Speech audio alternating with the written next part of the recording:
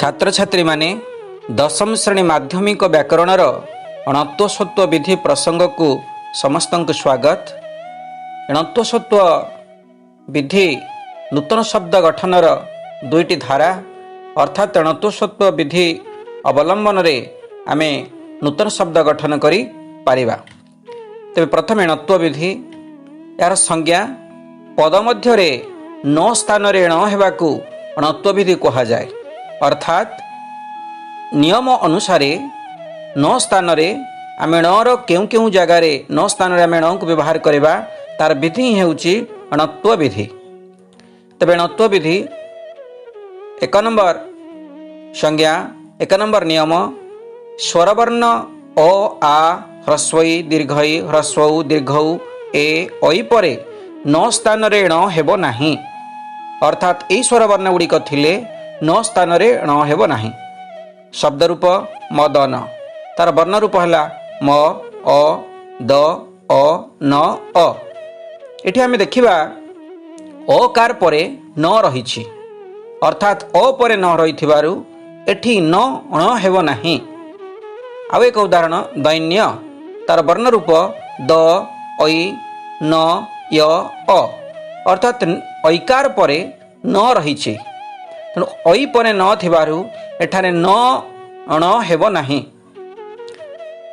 दुई नंबर नियम रु र स परे न थिले अण हुए। एठी पिला माने ध्यान देबा कथा रु र स परे स मूर्धन्य स रु र मूर्धन्य स परे न थिले अण हुए। अर्थात केतोटी उदाहरण आमे नै परिबा ऋण रु तार वर्ण रूप है रु न अ अर्थात रु परे अण अवस्थान करिब रु परे न थिबारु न परिवर्तन घटे अण हैला। आउ एक उदाहरण जीर्ण तार वर्ण रूप ज दीर्घई र न अ अर्थात र परे न रहिछि र परे न थिबारु न परिवर्तित होई अण हेब। जीर्ण उच्चारण हेब न किंतु लेखा जीवन भाषण तार वर्ण रूप भ आ मूर्धन्य स अ न अ। एठारे मूर्धन्य स परे न थिबारु न परिवर्तित होई मूर्धन्य परिवर्तित होई अण होइछि अर्थात स परे अणर अवस्थान घटिछि। तबे रु र स परे न थिले अण हुए। यार आउ केतेटी उदाहरण आमे नै परिबा तेणु तुम माने तुम पुस्तक रे थिबा उदाहरण गुडी को देखि परिबो। 3 नंबर नियम पद मध्य रे रु र मूर्धन्य स मध्यरु जेकोनसी गोटिए थाई क वर्ग अर्थात क ख ग घ व प वर्ग प फ ब भ म ता सहित अवर्ग्य च य अंतहस्त व ह अनुस्वार यार व्यवधान थिले मध्य न रण हुए। अर्थात द्वितीय नियम आम पढ़ी रु र स परे सीधा सड़क न थिले न परिवर्तन घटी न हुए। यही नियम रे तृतीय नियम रे रु र स गोटे थाई या मध्य जेकोसी गोटे थाई तापरे जदि क वर्गर जेकोसी वर्ण प वर्गर जेकोसी वर्ण किंबा ज य अंतस्थ व ह अनुस्वार ये थिबो यार व्यवधान थिबो तापरे मध्य नर अण हेब। उदाहरण नै परिबा प्राण एठी हमर वर्ण रूप प्राणर हबो पर प्रा पर आ प्राण न अ प्राण पर आ न अ तेणु आ परे न अछि तेणु पूर्व नियम अनुसार एठी न रहिबा कथा मात्र जेहेतु स्वरवर्ण आ परे न अछि मात्र ता पूर्वरु र वर्ण अछि तेणु रु र स भितरु जेकोसी वर्ण थाई जदि कौनसी क वर्गर हेउ किंबा प वर्गर हेउ ज य अंतस्थ हेउ बा ह हेउ अनुसार हेउ व्यवधान थिबो तबे नर ण हेबो।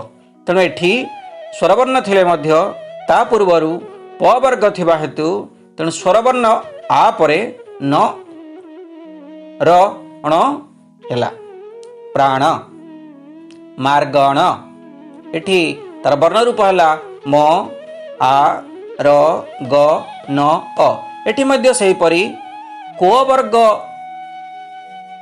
ग परे न अछि क वर्गर क ख ग है तृतीय वर्ण तेणु ग परे न थिबारु एठी न र ण होइछि।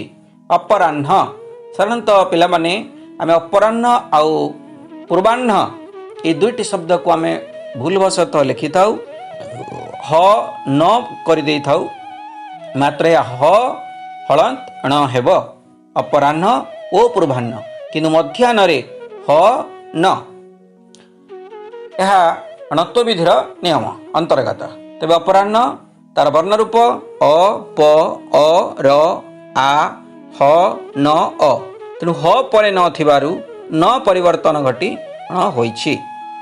चतुर्थ नियम पद मध्यरे रु र मूर्धन्य थाई मध्य क वर्ग अर्थात क ख ग घ उ प वर्ग प फ ब भ म अवर्ग्य ज य अंतःस्थ व ह अनुस्वार या भिन्न अन्य वर्ण थिले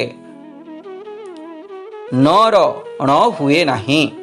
कहबार अर्थ हैला जे रु र स थाई जदि ए वर्ण गुड़िक व्यतीत अलगा वर्ण किछि थाए ताहाले न र ण हुए नहीं।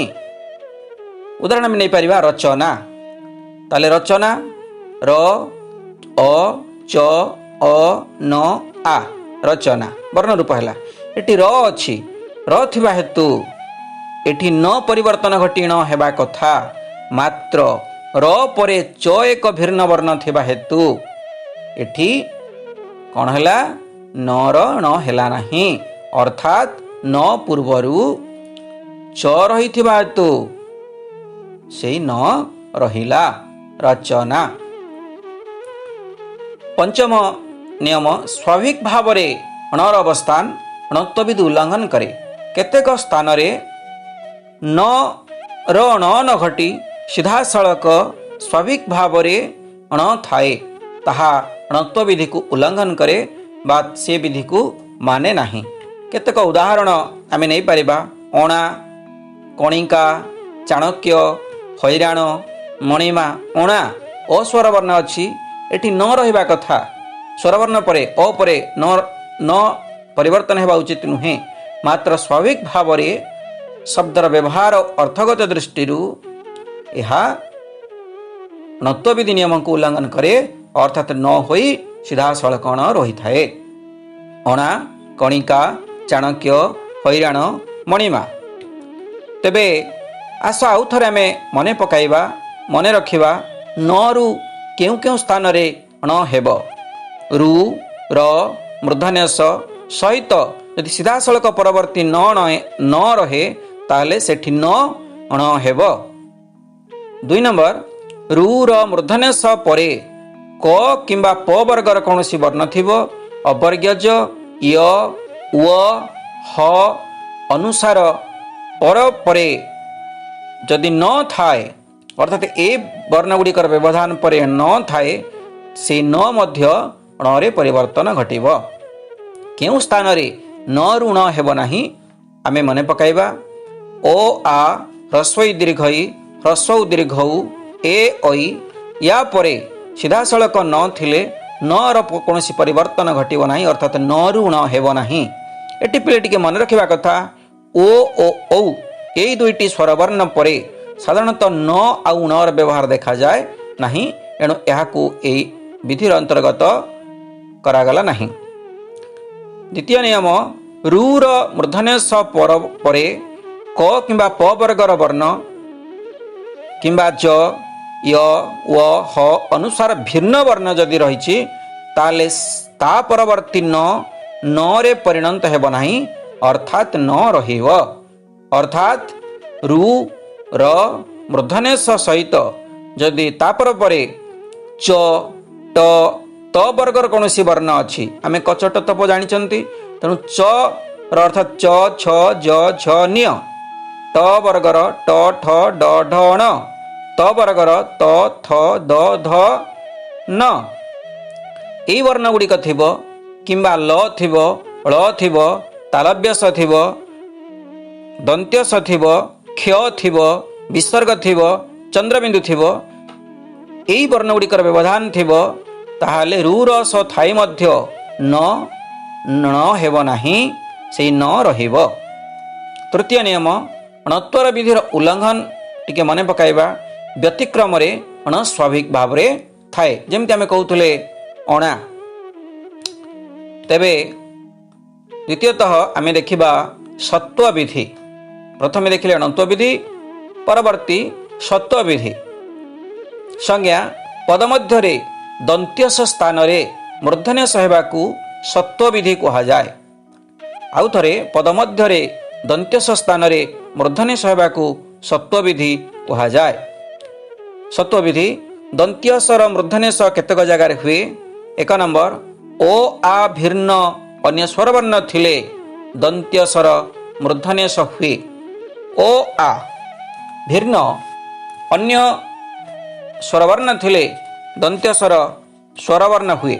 ଆମେ ଏହାର ଉଦାହରଣ ନେଇପାରିବା। କେମିତି ନା ପ୍ରସାଦ, ତାହେଲେ ଓ ପରେ ଦନ୍ତ୍ୟସ ଅଛି, ଏଠି କୌଣସି ପରିବର୍ତ୍ତନ ଘଟି ନାହିଁ,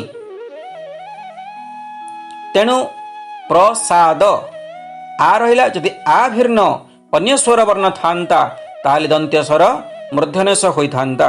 ଉଦାହରଣ ନିଷାଦ, ତାହେଲେ ଏଠି ନିଷାଦ ନି ନ ଇ ମୂର୍ଧନ୍ୟସ ଆ ଦ ଅ ନି ହ୍ରସ୍ୱଇ, ହ୍ରସ୍ୱଇ ପରେ ଦନ୍ତ୍ୟସ ମୂର୍ଧନ୍ୟସରେ ପରିଣତ ହୋଇଛି।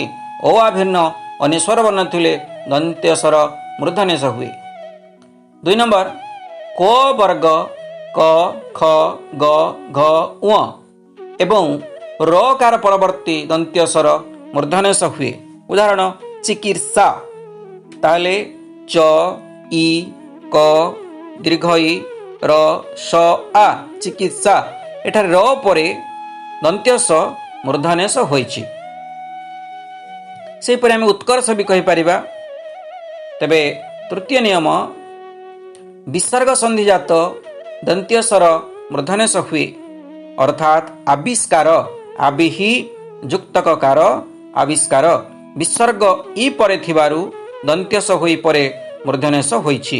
ସେପରି ଆଉ କେତେକ ଆମେ ଉଦାହରଣ ନେଇପାରିବା। ନିଷ୍ଫଳ, ନିହିଫଳ, ନିଷ୍ପାପ, ନିହିପାପ, ଚତୁଷ୍ପାଦ, ଚତୁଃପଦ, ଚତୁଷ୍ପଦ, ଚତୁଃପଦ, ଧନୁଷ୍ପାଣି, ଧନୁଃ ପାଣି, ବହିଷ୍କୃତ, ବହିଃକୃତ। ତେବେ ସତ୍ୱବିଧିର କେଉଁ କେଉଁ ସ୍ଥାନରେ ଦନ୍ତ୍ୟସରୁ ମୂର୍ଧନ୍ୟସ ହୁଏ ନାହିଁ ସେଗୁଡ଼ିକୁ ଆମେ ଦେଖିବା। ଓ ଆ ପରେ ସ୍ୱରବର୍ଣ୍ଣ ଓ ଆ ପରେ ଦନ୍ତ୍ୟସ ଥିଲେ ଦନ୍ତ୍ୟସର ପରିବର୍ତ୍ତନ ହୁଏ ନାହିଁ। ପୂର୍ବରୁ ମୁଁ ଯେଉଁ କଥା କହୁଥିଲି ପ୍ରସାଦ, ତାହେଲେ ଏଠି ଓ ପରେ ଦନ୍ତ୍ୟସ ଥିବା ହେତୁ ସେଇ ଦନ୍ତ୍ୟସ ରହିଲା ପ୍ରସାଦ। ଅବସାଦ ଓ ପରେ ଦନ୍ତ୍ୟସ ଅଛି। ଭାସମାନ ଆ ପରେ ଦନ୍ତ୍ୟସ ଅଛି ଭାସମାନ। ଭା ସ ଭଆକାର ଭା ସ ଆ ପରେ ସ, ତେଣୁ ତାର ପରିବର୍ତ୍ତନ ହେବ ନାହିଁ। ସାତ ପ୍ରତ୍ୟୟ ଯୁକ୍ତ ହେଲେ ସର ମୂର୍ଧନ୍ୟସ ହେବ ନାହିଁ।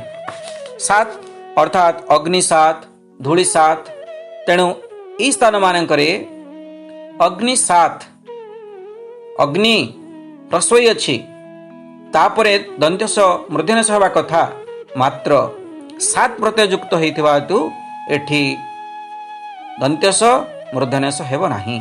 ଅଗ୍ନି ସାତ, ଧୂଳି ସାତ। ତୃତୀୟ ନିୟମ ନିୟମର ବ୍ୟତିକ୍ରମ କ୍ଷେତ୍ରରେ ମଧ୍ୟ ଦନ୍ତ୍ୟସର ମୂର୍ଧନ୍ୟସ ହୁଏ ନାହିଁ। ବେଳେବେଳେ ବ୍ୟତିକ୍ରମ ଘଟେ, ଯେମିତିକି ଅନୁସରଣ, ଅନୁସରଣ ରସଉ ପରବର୍ତ୍ତୀ ଦନ୍ତ୍ୟସ ମୂର୍ଧନ୍ୟସ ହେବା କଥା, ମାତ୍ର ବ୍ୟତିକ୍ରମ ଦେଖାଯାଏ। ଅନୁସରଣ, ବିସ୍ମରଣ, ବିସର୍ଗ, ବିସୂଚିକା, ବିସ୍ତାର, ଅନୁସନ୍ଧାନ ଏହିଭଳି ଶବ୍ଦ ଗୁଡ଼ିକରେ ସତ୍ୱବିଧି ନିୟମର ବ୍ୟତିକ୍ରମ ଘଟିଥାଏ। ଚତୁର୍ଥ ନିୟମ ଦେଶଜ ବୈଦେଶିକ ଶବ୍ଦ ଗୁଡ଼ିକରେ ଦନ୍ତ୍ୟସ୍ୱର ମୂର୍ଧନ୍ୟସ ହୁଏ ନାହିଁ। କେତେକ ଦେଶଜ ଆଉ ବୈଦେଶିକ ଶବ୍ଦରେ ଉଦାହରଣ ଆମେ କହିବା ନୋଟିସ୍ न ओ ट ଇ ଦନ୍ତ୍ୟସ ନୋଟିସ୍। ତାହେଲେ ଏଠି ନୋଟିସ୍ ହ୍ରସ୍ୱଇ ଟି ଦନ୍ତ୍ୟସ ହ୍ରସ୍ୱଇ ପରେ ଦନ୍ତ୍ୟସ ପରିବର୍ତ୍ତନ ଘଟି ମୂର୍ଦ୍ଧନ୍ୟସ ହେବା କଥା, ମାତ୍ର ଏହା ବୈଦେଶିକ ଶବ୍ଦ ହୋଇଥିବାରୁ ଏହାର କୌଣସି ପରିବର୍ତ୍ତନ ଘଟି ନଥାଏ।